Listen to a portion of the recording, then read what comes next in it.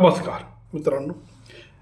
मुंबईमध्ये म्युनिसिपल कॉर्पोरेशनच्या निवडणुकीसाठी उद्धव ठाकरे आणि राज ठाकरे हे दोघे बंधू एकत्र आले आणि त्यांनी अशी घोषणा केली की मराठी भाषेसाठी मराठी माणसासाठी आम्ही युती केली आणि आम्हाला महाराष्ट्रासाठी काहीतरी करायचं आहे आणि मुंबईमध्ये आम्हाला खूप बदल करायचे आहे.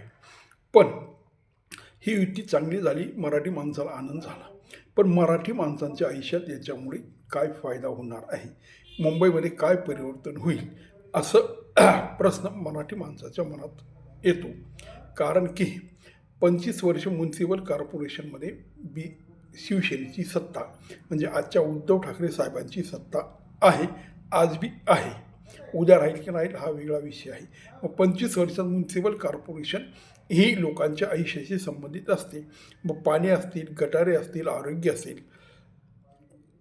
बाग बगीचे असतील, पर्यावरण असेल आणि रस्ते असतील, पार्क असतील, बिल्डिंग असतील शासकीय किंवा पूल असतील, असे सगळे विकासाची कामं सर्वसामान्य माणसाला रोज गरजेत पडणाऱ्या ह्या सगळ्या गोष्टीसाठी 25 वर्षात किती वेगळ्या पद्धतीने उद्धव ठाकरे आणि राज ठाकरे साहेबांनी काम केलं हे जेव्हा बघतो तेव्हा मग हा प्रश्न निर्माण होतो की मराठी माणसासारखी 25 वर्षात तुम्ही काही काम केलं नाही का?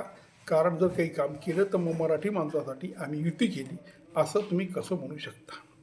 दुसरी गोष्ट म्हणजे राज्य सरकारमध्ये उद्धव ठाकरे किती वर्ष होते? खरं तर ते स्वतः 2.5 वर्ष मुख्यमंत्री होते. त्याच्या अगोदर फडणवीसच्या काळात ते BJPच्या सोबत होते आणि त्याही अगोदर मुळात जेव्हा मनोहर जोशी शिवसेनेचे मुख्यमंत्री होते आणि नारायण राणे नंतरच्या काळात हे 5 वर्षसुद्धा शिवसेना सत्तेवर होती. म्हणजे सत्तेवर शिवसेना 7.5 वर्ष होती आणि 5 वर्ष BJPच्या सोबत होती. मग 12.5 वर्ष तुम्ही सत्तेवर असता आणि तरीही मराठी माणसाची कामं होत नाही, तरी मराठी माणसाची तुम्हाला प्रतियुक्ती करावी लागते आणि मराठी माणसाला तुम्हाला आव्हान करावं लागतं. मग 11 वर्ष मोदीला झाले तेव्हा विरोधक कसे म्हणतात की 11 वर्षात मोदींनी काय केलं? हाच प्रश्न बाळासाहेब ठाकरेच्या शिवसेनेला म्हणजे उद्धव साहेबांना विचारता येईल का नाही? तेव्हा मित्रांनो, मुळात खरं तर शिवसेना मराठी माणसासाठी जन्माला आली आणि सुरुवातीला बाळासाहेब ठाकरे यांनी उत्तम मराठी माणसासाठी काम केलं. जेव्हा दाक्षिणात्य लोकांची दादागिरी मोठ्या प्रमाणात सुरू झाली तेव्हा तिला प्रतिकार करायचं काम बाळासाहेब ठाकरे यांनी शिवसेनेच्या रूपाने केलं. त्या दरम्यान रेल्वेमध्ये, त्या दरम्यान गोदीमध्ये, त्या दरम्यान वेगवेगळं शासकीय कर्मचारी म्हणून मराठी माणसाला जाण्यासाठी बाळासाहेब ठाकरेने मोठ्या प्रमाणात पुढाकार घेतला आणि त्यांना नोकऱ्या मिळवून दिल्या. त्याच पद्धतीने टपऱ्या असतील, त्याच पद्धतीने अतिक्रमण असतील, या सगळ्या ठिकाणचं काम त्यांच्या काळात चांगलं झालं. मराठी भाषेच्या साठी त्यांनी चांगले काम केलं. पण त्यांनी राज ठाकरेसारखे असं कुठंतरी मारझोड केली नाही, मराठी भाषा सक्तीचे बोलले पाहिजे असं काही भूमिका घेतली नाही आणि उत्तर भारतीय किंवा वेगळ्या भाषिक लोकांच्या कानपटात काही मारली नाही. पण ठीक असो. मग आता बाळासाहेब ठाकरेचे चिरंजीव उद्धव ठाकरे साहेब आणि राज ठाकरे साहेब पुढे तरी कमीत कमी मराठी माणसासाठी काही कामं करतील का? कारण मध्यंतरी गुजरात्यांवर यांचा मोठा रोष आहे, तो मोदी आणि अमित शहावर रोष आहे, तसाच गुजराती माणसावर बी आहे.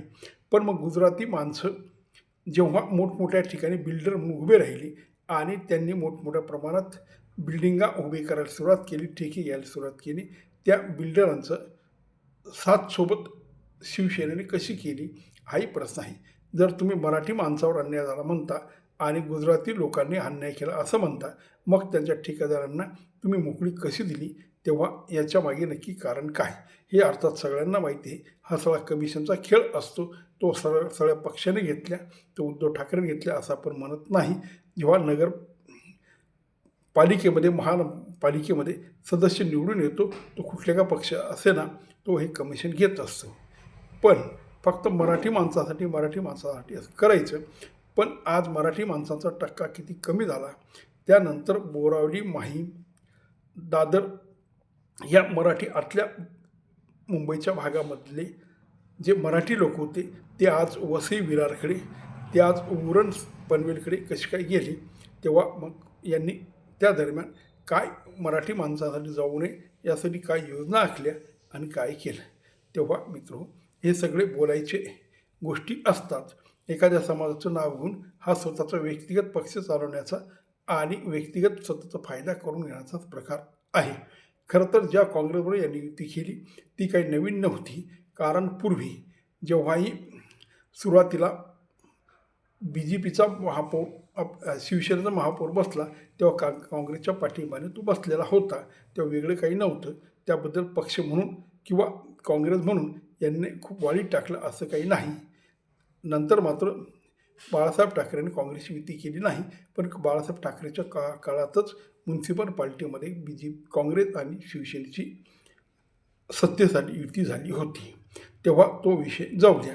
पण ज्या मुद्द्याने तुम्ही आज उभे आहात तो तरी बळकटपणे पकडा आणि पुढे मराठी माणसं मुंबईतून कमी होणार नाहीत याची काळजी घ्या. त्यांना नोकऱ्या, त्यांना वेगवेगळ्या जे मराठी काही बिल्डर असतील त्यांना उभं करण्याचा प्रयत्न करा. कारण आज छोटे मोठे बिल्डर सोडले कुठलाही मोठा बिल्डर मराठी नाही. सगळे जवळजवळ UP, बिहारी आणि गुजराती आहेत. तेव्हा ही काळजी मराठी माणसाच्या नावाने पक्ष चालवणाऱ्या आणि सत्ता मिळवणाऱ्या या ठाकरे बंधूंनी लक्षात घ्यायला हवी. नमस्कार.